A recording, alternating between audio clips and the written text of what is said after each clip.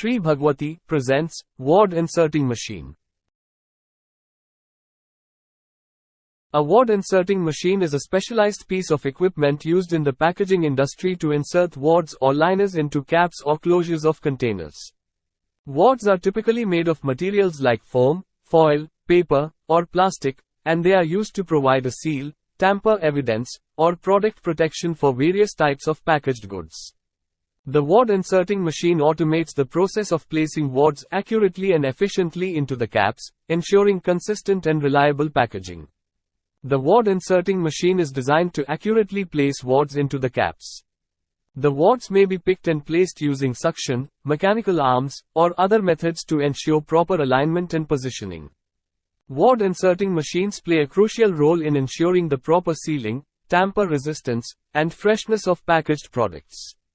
They are commonly used in industries such as pharmaceuticals, food and beverages, cosmetics, and chemicals, where maintaining product integrity is essential. The specific features and capabilities of a wad inserting machine can vary based on the manufacturer, model, and industry requirements.